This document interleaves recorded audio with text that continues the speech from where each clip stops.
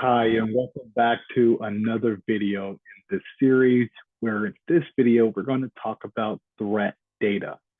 Let's understand what a threat is first. It's something that could potentially take advantage of a vulnerability to gain an advantage in altering, modifying, or deleting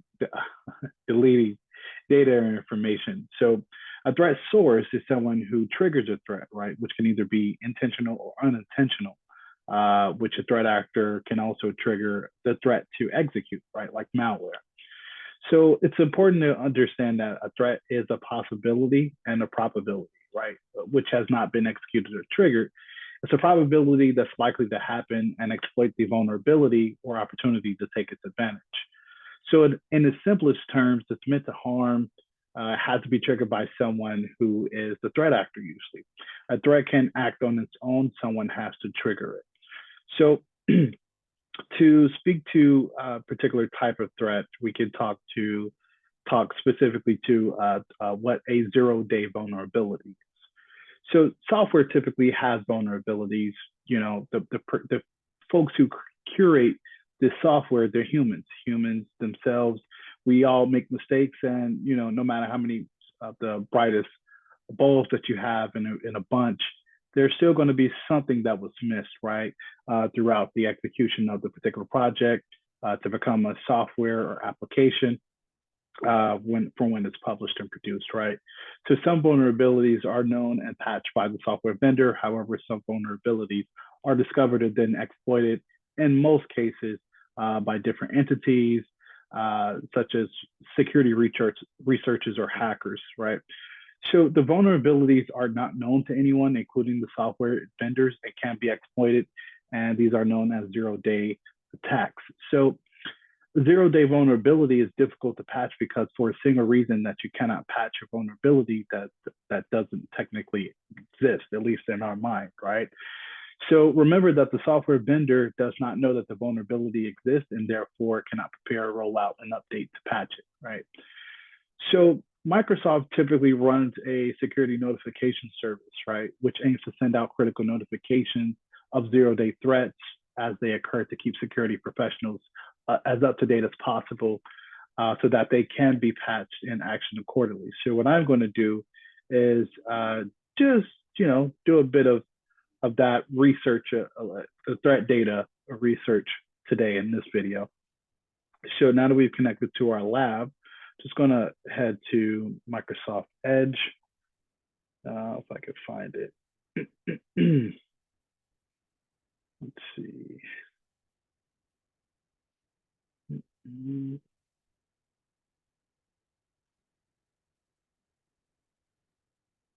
like Edge won't be here.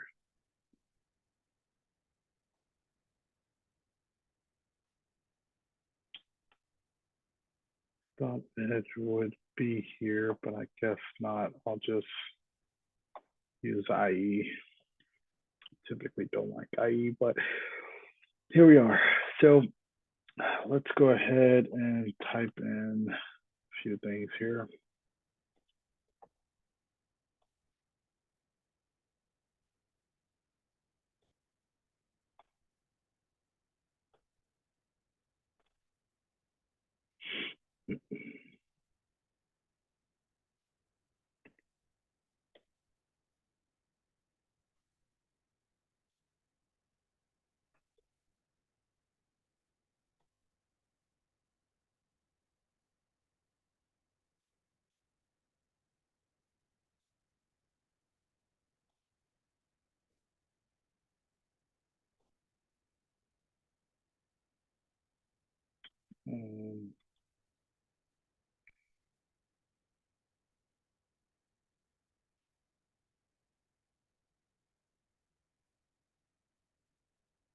Pick up something.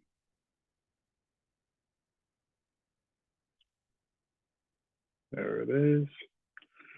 All right, perfect. So now we're redirected to the Microsoft Security Response Center page.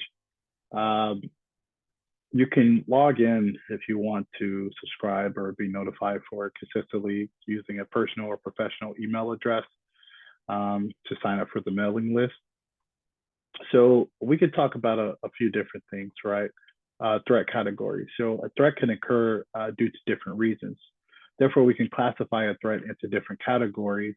The three of them typically, as far as technological threats, which includes the internet, email, software vulnerabilities, and removable media.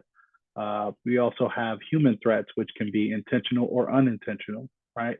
And disaster-related threats, which could be both natural and man-made.